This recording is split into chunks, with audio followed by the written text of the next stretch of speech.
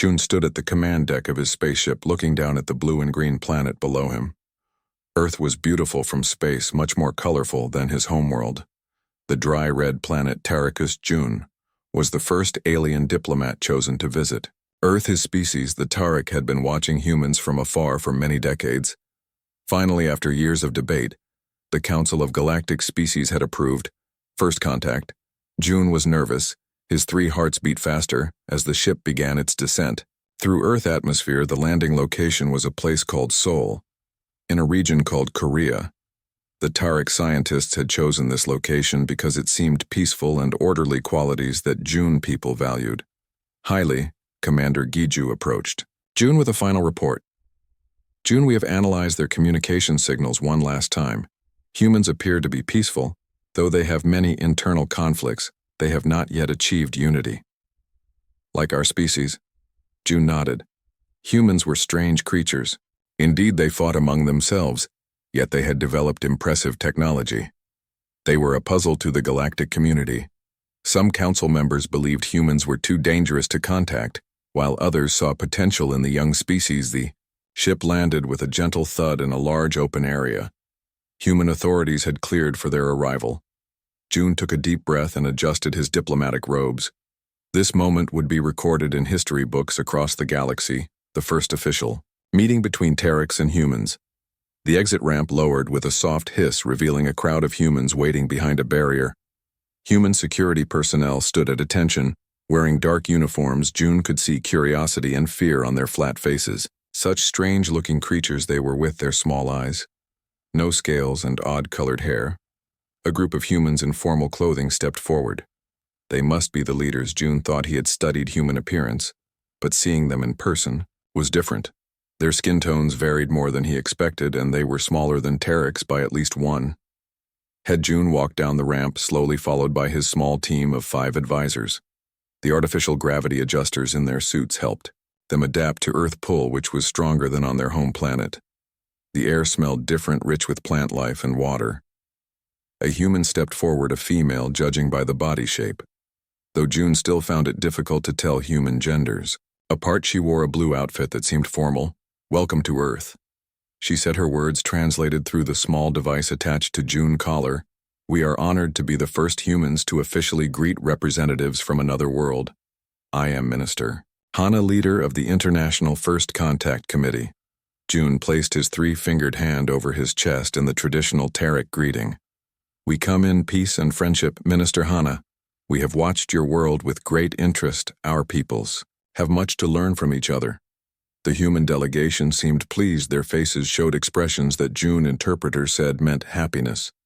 The meeting was going well, better than many on the council had predicted. Humans were responding with curiosity, not fear. Minister Hana gestured toward a large building nearby. We have prepared a meeting room for our first discussions. Please follow me. June and his team walked alongside the humans, keeping a respectful distance. The gravity felt strange, despite their suits, and the sunlight was brighter than they were used to.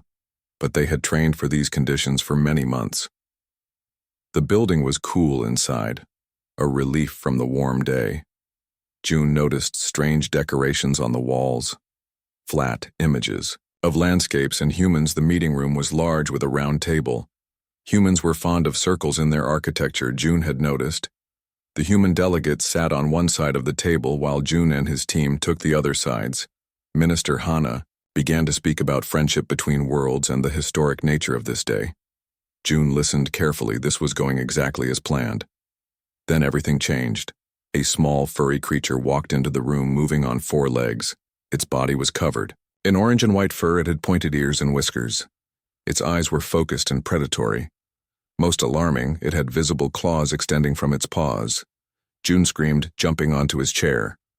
His translator device beeped loudly as it processed his panic. The other Tarics reacted similarly, backing away from the creature. One advisor activated a personal shield. What is that? June shouted, his voice high with fear. Is this some kind of test?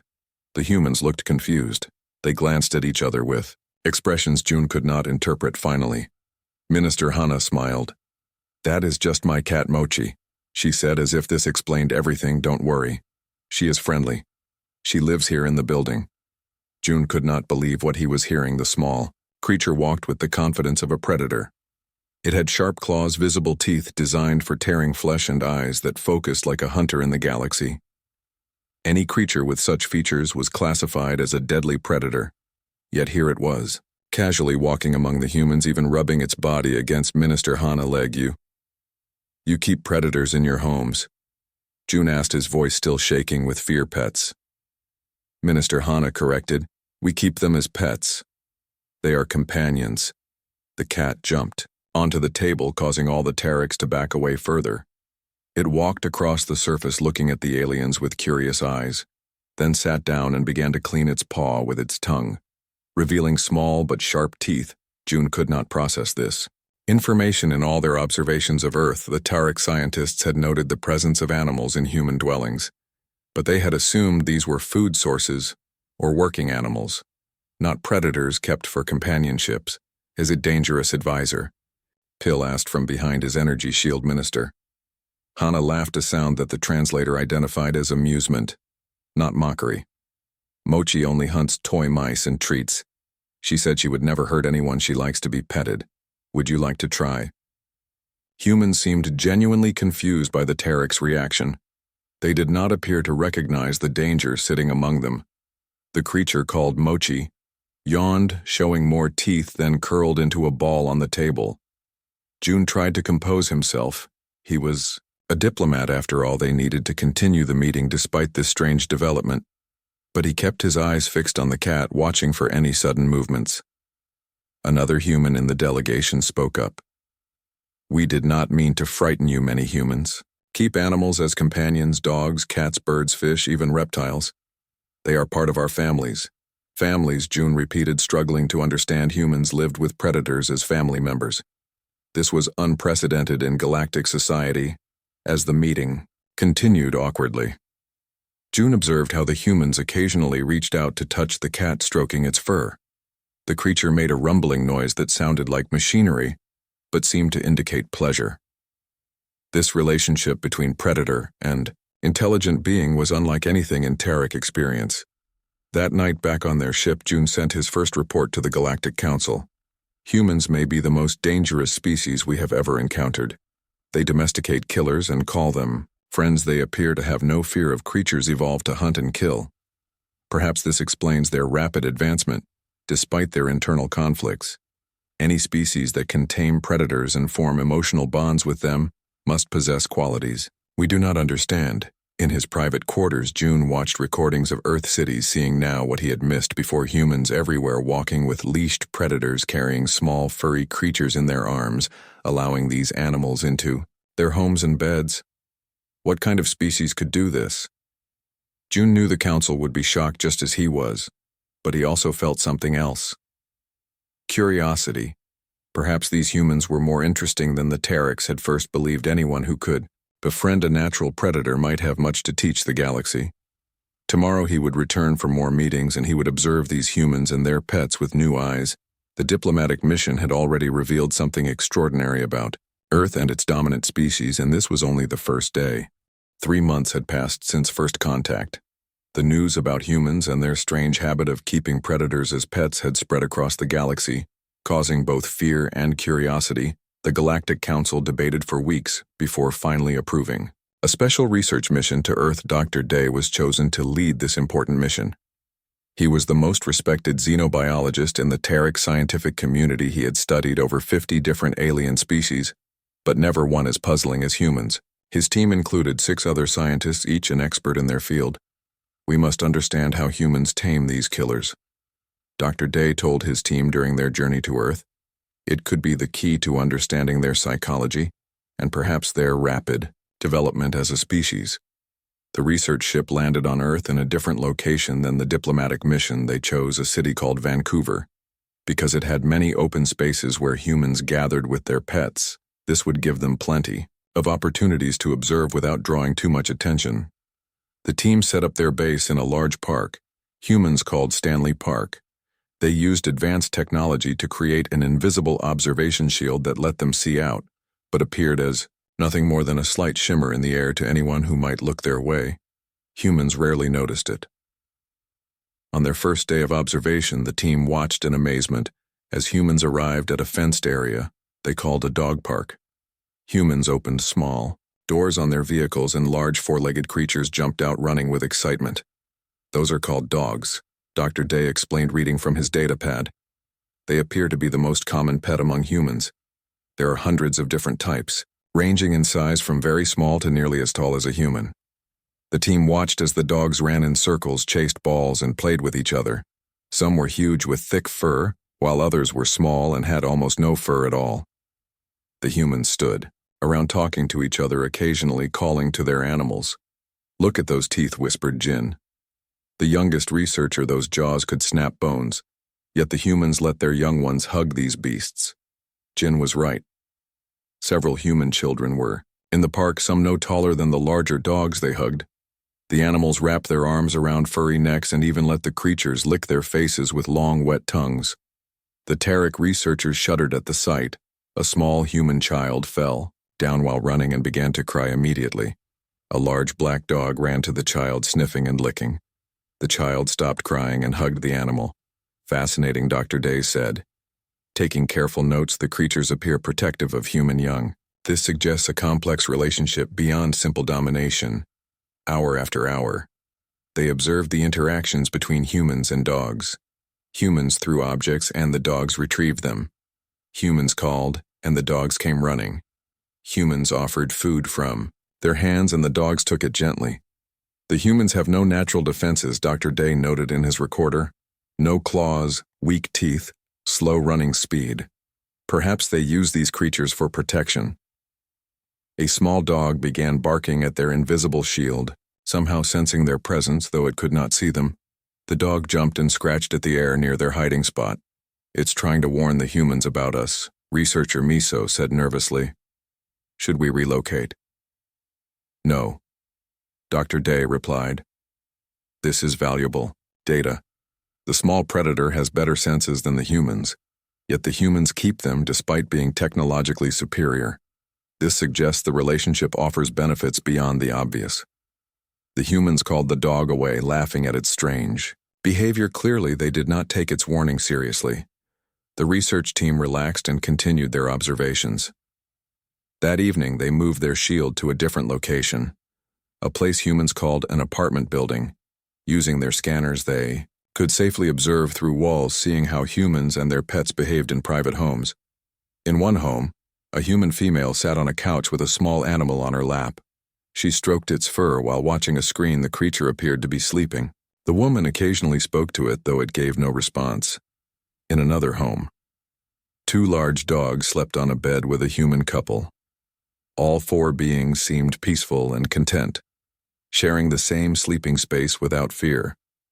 There is a contradiction here. Researcher Kwan said these predators could easily kill the humans while they sleep. Yet the humans show no fear. They actually seem to prefer having the animals close to them during their most vulnerable state. Back on their ship that night, the team gathered to share their findings and theories. They had collected data on over 50 different human-animal pairs. The evidence was confusing and sometimes contradictory. Dr. Day activated a large screen showing images they had recorded: humans hugging dogs, humans feeding cats, humans talking to birds in cages, humans watching fish swim in glass containers. The news became even more disturbing when researcher Tay reported her findings from human information networks. The team listened in shock as Tay explained that humans kept even more dangerous creatures as pets, animals called snakes that injected poison, eight-legged spiders that some species kept in clear boxes, and fish with razor-sharp teeth. Some humans even keep predators that could easily kill them. Tay said, showing images of humans handling large snakes and spiders. They call them exotic pets, and they seem to take pride in owning the most dangerous ones. How did humans become the dominant species on their planet when surrounded by such killers? Jin asked, his voice showing his confusion. Dr. Day had no simple answer to this question. Their research had only created more mysteries. The next day, they moved their observation post to another location, a place called an animal shelter. Here, humans came to adopt new pets.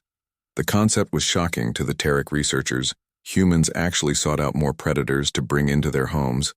A human family entered the shelter, 2 adults and a small child. They walked past cages containing Barking dogs and meowing cats, the child pointed excitedly at different animals while the adults nodded and talked.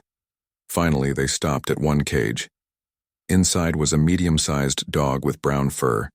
It wagged its tail when the humans approached the shelter. Worker opened the cage and let the animal out.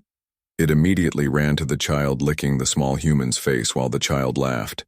"We want this one," the adult male said. "This dog is perfect for our family." The Tarek researchers watched as the family completed a process to take ownership of the dog.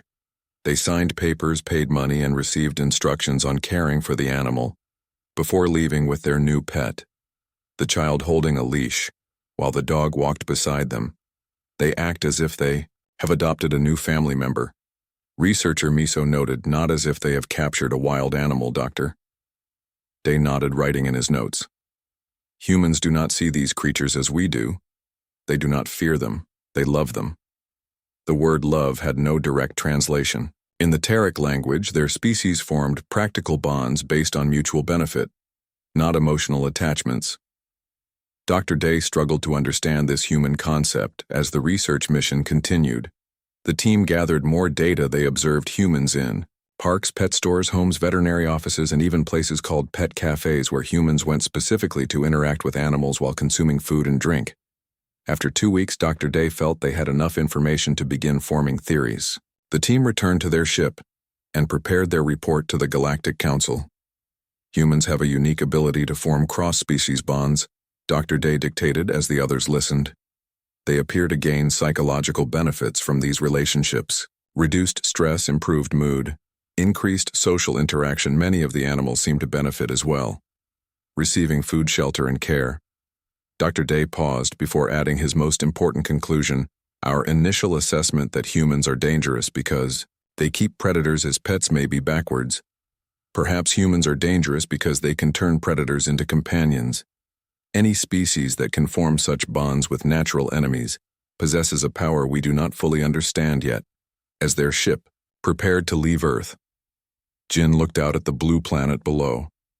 "How can we ever truly understand humans?" He asked. "If we cannot understand why they surround themselves with creatures that could kill them." Dr. Day had no answer, but he knew their research had only scratched the surface of this strange human behavior. Perhaps the diplomatic team would have more success in understanding these puzzling beings. 6 months after first contact, the Galactic Council approved a bold new program, a cultural exchange where selected Tarek citizens would live with human families to learn more about their strange civilization. Tay, a young Tarek scientist, was among the first volunteers chosen for this important mission. Tay had studied human culture for years, but reading reports was very different from actual experience. He felt both excited and nervous.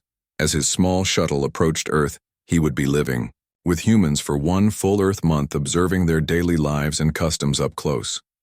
The human family waiting to host him was called the Kim family. They lived in a place called Busan, a coastal city in a region called South Korea.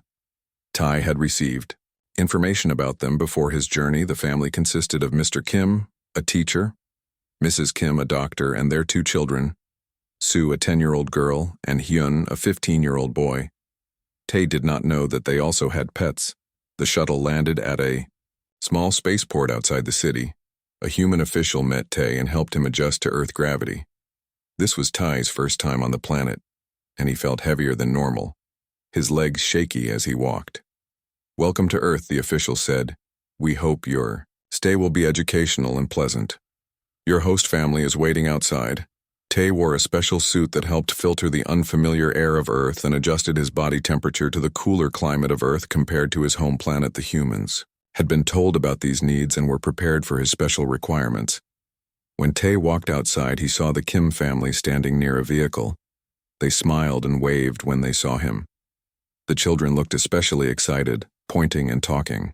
Quickly, Tae had been told that human children were very curious about aliens. "Hello, Tae," Mr. Kim said, stepping forward.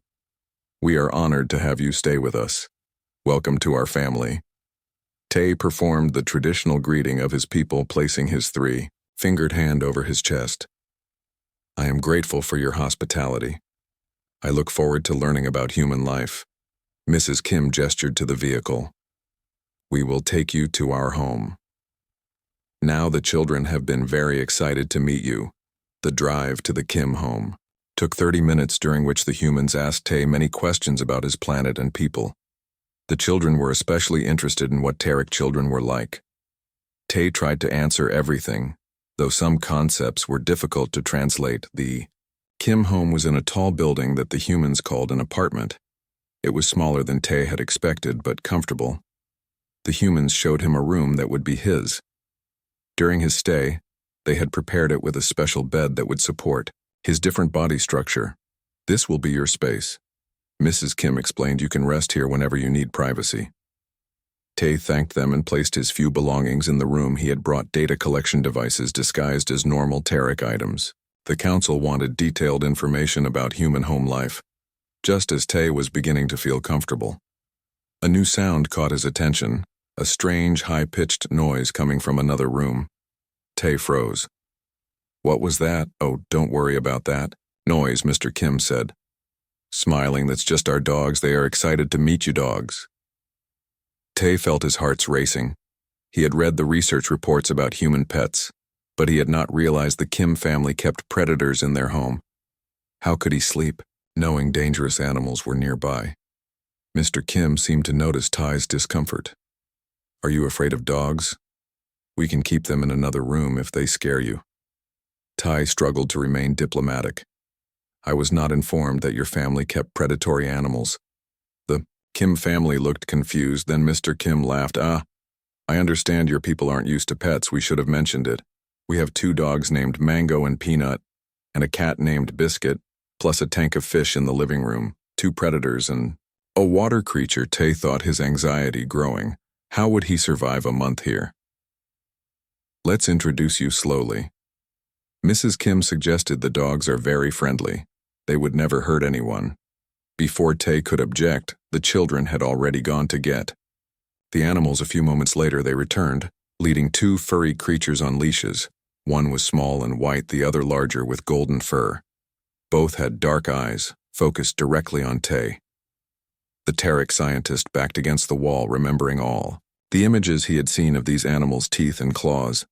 The research report said they were domesticated, but they were still predators by design. These are Mango and Peanut, Sue said proudly, pointing to each dog. They are good dogs, they know many tricks. The larger dog pulled forward, sniffing the air in Tay's direction. The Terek felt his body tense, ready to flee, but there was nowhere to go. Mango, sit, Mr. Kim commanded. The dog immediately sat down, but continued staring at Tay, his tail moving back and forth. They can sense your fear, Mrs. Kim said gently. They are just curious about you. They won't hurt you. Tay nodded but remained pressed against the wall. He would be polite, but he had no intention of getting closer to the animals than necessary. At first night, Tay could not sleep. He kept imagining the dogs breaking into his room and attacking him. He had secured the door, but still felt unsafe in the unfamiliar environment. Every sound made him jump. What had he gotten himself into? Morning came. After a long sleepless night, Tay cautiously opened his door, checking the hallway. Before stepping out, he made his way to the area called the kitchen, where he could smell food cooking. Mrs. Kim was preparing breakfast while the children got ready. For school. Good morning, Tay. Did you sleep well? Mrs. Kim asked. Before Tay could answer, he felt something touch his leg. He looked down and saw the small white dog leaning against him. His instinct was to run, but he was too shocked to move. Peanut likes you, Hyun said as he entered the kitchen. She wants you to pet her pet. Her Tay repeated the words, not understanding. Like this, Hyun demonstrated, reaching down to stroke the dog's fur. The animal responded by wagging its tail faster. Tay remained frozen, afraid to move lest he provoke the animal. Mrs. Kim noticed his distress and gently led the dog away. Come, Peanut, let's get your breakfast. The morning was filled with more surprises as Tay observed the family routine. The humans fed their animals special food from containers. They talked to them as if the creatures could understand. They even had small beds and toys for them. The concept was still alien to Tay, but he watched with scientific curiosity. Mr. Kim had taken the day off work to help Tay adjust to Earth life. After breakfast, he suggested a walk outside. It will help you get used to Earth gravity and fresh air. Tay agreed. though he was alarmed when Mr. Kim attached leashes to the dogs and brought them along. The four of them walked through an area with trees and paths where many other humans also walked with animals. Do all humans keep predators as companions? Tay asked, trying to understand this strange custom. Not all, Mr. Kim replied, but many do, especially dogs and cats. They have been with humans for thousands of years. We evolved together in a way, evolved together. Tay found this concept fascinating. His people had always avoided predatory species, not formed bonds with them. As they walked, Mr. Kim explained how humans had first tamed wolves, the ancestors of dogs, how the animals had helped with hunting and protection, and how over time they had become companions rather than just working animals. The history was complex, but Tay began to understand that these relationships were central to human development. That evening, as the family gathered in the living room, Tay observed how integrated the animals were in family life. The cat, called Biscuit, jumped onto the furniture and slept next to Sue, while she read a book, The E. Dogs lay on the floor nearby, occasionally getting up to drink water or seek attention from the humans. When Tay returned to his room that night, he recorded his observations. Humans form family units with animals, treating them as members, not possessions. They communicate with their pets through sounds and touch. The animals respond to this treatment with what appears to be loyalty and affection. The relationship seems mutually beneficial, though I still do not fully understand it. That night, Tay again struggled to sleep, but for different reasons. His mind was full of questions about human nature and how it differed from his own people's. While thinking, he drifted off without realizing it. The next morning, Tay woke to find something heavy on his chest. He opened his eyes and found himself staring directly into the face of the cat. Biscuit, the animal, had somehow entered his room during the night and was now sleeping on top of him. "Help!" Tay screamed, freezing in terror. Mr. Kim rushed into the room, but instead of saving Tay, he laughed. "I see you've met Biscuit. She likes you." News about human pet-keeping practices spread throughout the galaxy faster than a comet. The reports from the diplomatic mission, the research team, and now the cultural exchange program all confirmed the same strange fact: humans kept predators in their homes. They slept with dangerous animals. They treated killers as family members. The Galactic Council called an emergency meeting. Representatives from over 200 different species gathered in the Great Circular Hall on the neutral planet, Zoriath. The topic was urgent and controversial: what to do about humans. Council leader Yuri, the oldest and most respected member of the Tarek species, opened the session. Every eye, tentacle, and sensory organ in the massive chamber focused on him. "These humans are either the bravest or the most foolish species we have encountered," he announced, his voice amplified through the chamber. "They keep killers in their homes. They let predators near their young. Yet they have built a complex civilization.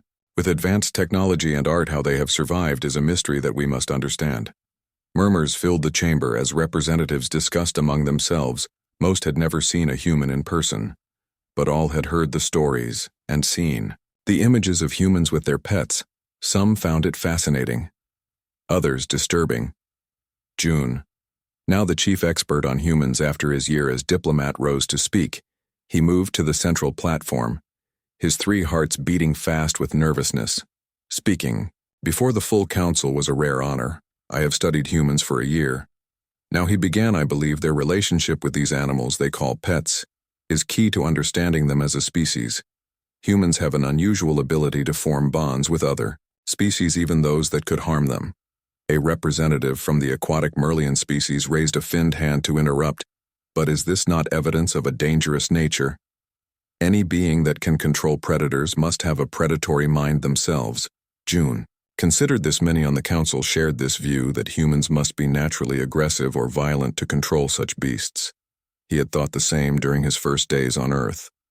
"I believed as you do at first," June replied.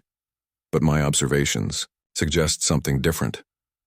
Humans do not control these animals through fear or dominance, at least not primarily. They form emotional bonds with them. They care for them, even when the animals grow old or sick and no longer serve any practical purpose." Council chamber erupted in debate. Some representatives shouted questions while others whispered theories to their neighbors.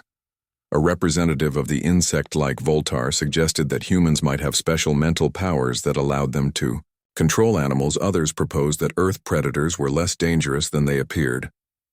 Representative from the militaristic Krith species stood. "This discussion is pointless," he said, his voice sharp. "Humans and their pets could pose a threat to galactic peace. If they are allowed to join our community, imagine if they trained their predators for war." More shouting followed, some agreeing with the Krith, others defending humans based on their peaceful first contact. June tried to speak, but his voice was lost in the noise. Council leader Yuri raised his arms for silence when the chamber finally quieted. He spoke. "We will hear from one more expert before we vote. Tai, who has lived among humans. Please share your experience." Tai recently returned from Earth and now an advisor to the council moved to the central platform. He looked different than when he had left for Earth, more confident. Somehow his eyes showed a depth of experience that changed him. "With respect, council members, I think we are missing something important. Tai began the relationship between humans and their pets isn't based on control or fear. It's based on something humans call love." The universal translator struggled with this word having no exact equivalent. In most galactic languages, representatives looked at their devices in confusion. "Love," Tai continued, "is a form of care that goes beyond practical benefit. Humans don't keep these animals because they're useful. They keep them because they form emotional bonds with them. I have seen this firsthand." Tai described his month with the Kim family, how he watched the children cry when the dog Mango was sick, how Mr. Kim got up in the middle of the night to take care of the animals, how Mrs. Kim spoke to the cat as if it were another person. "By the end of my stay, I no longer feared their pets." Tai admitted, "I even found myself patting the small dog Peanut when she approached me. These animals respond to kindness with what appears to be affection." A scientist from the plant-based Florian species raised a leafy appendage. "But what about the predatory nature of these animals? Why do they not attack? The humans have changed them over many generations." Tai explained, "They call it domestication. These animals are still predators by design, but their behavior has been altered through selective breeding and training. They now see humans as their pack or family." The Galactic Council fell silent for a moment, trying to grasp these complex concepts. Most species in the galaxy avoided predators. They did not invite them into their homes. A holographic display activated in the center of the chamber, showing images from Earth: humans walking dogs, humans playing with cats, children hugging large animals, humans riding even larger animals with long necks called horses. "Is there any species on Earth that humans have not tried to befriend?" Council leader Yuri asked with genuine curiosity. "Very few," June answered. "According to human records, they have tried to form relationships with almost every species on their planet.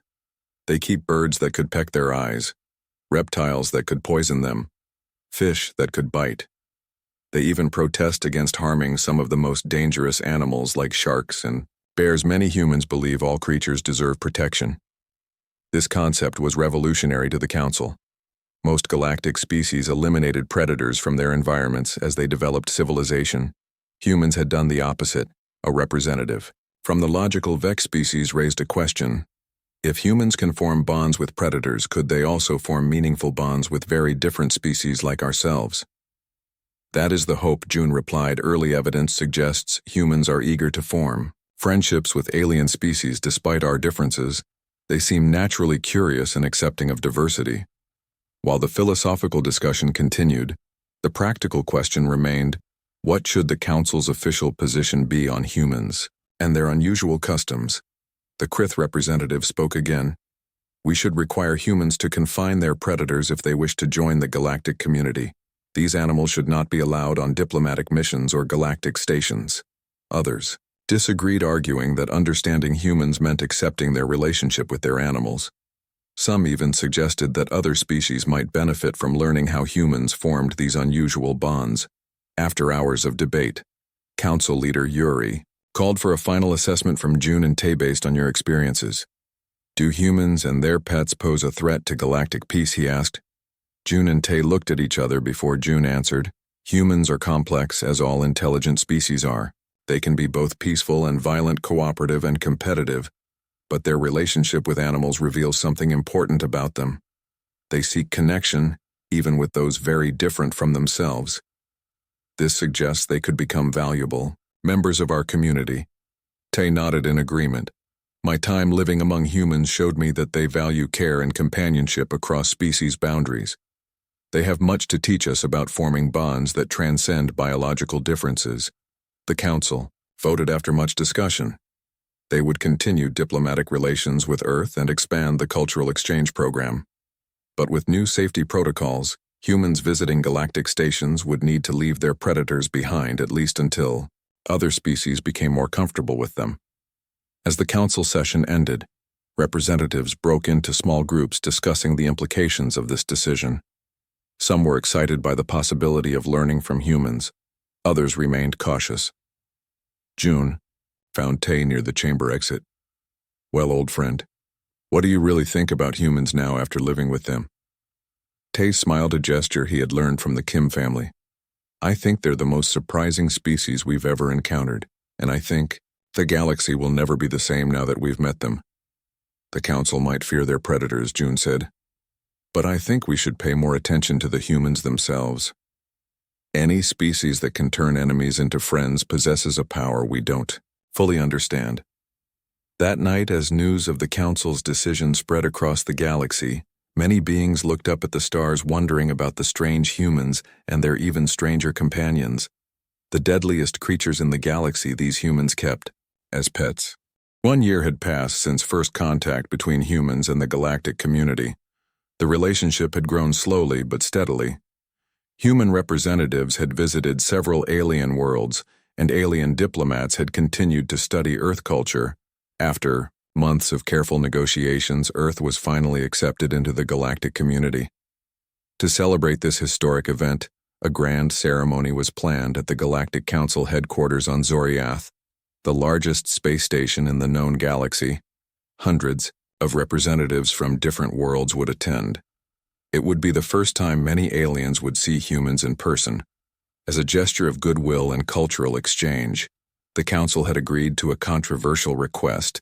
Humans would be allowed to bring some of their pets to the ceremony. This decision had caused much debate, but the human diplomats insisted it was important to show this aspect of their culture. Dr. Day, now head of the Galactic Research Division on Human Studies, helped prepare the alien representatives for what they would see. We have created special areas for the human animals, he explained to the Council. Safety measures are in place, but I encourage all representatives to observe these creatures. It may help you understand humans better. The great day arrived. Human ships docked at the space station, bringing diplomats, scientists, artists, and other distinguished humans. Each delegation brought a few carefully selected pets that had been trained for the occasion and checked by both human and alien medical teams to ensure they carried no diseases. The aliens watched nervously as dogs, cats, birds, and even some reptiles entered the grand hall alongside their human companions. Most aliens stayed a safe distance away, though. Some of the more curious ones moved closer to observe Mina. A human diplomat from Korea brought her elderly dog, an animal that could barely walk. It had gray fur around its muzzle and moved slowly with obvious pain. Many aliens wondered why she would keep such a weakened creature instead of replacing it with a stronger one. The ceremony began with speeches from the Council leader and the human representatives. A large viewing screen showed images of Earth, its cities, forests, oceans, and diverse life forms. The message was clear. Humans came from a planet of great beauty and variety. They would bring new perspectives to the galactic community. During the main address, Council leader Yuri was speaking about cooperation between species, when suddenly one of the dogs, present a medium-sized animal with black and white fur, began barking loudly. The sound echoed through the grand hall. Several aliens ducked behind their seats, certain an attack was imminent. Some activated personal shields. Others moved toward exits. The Council security team tensed, ready to respond. But the dog was not attacking. It was alerting everyone to a small fire that had started in the decorative plants near one of the energy conduits. A faulty connection had caused a spark that ignited the dry material. The dog had smelled the smoke before anyone else noticed.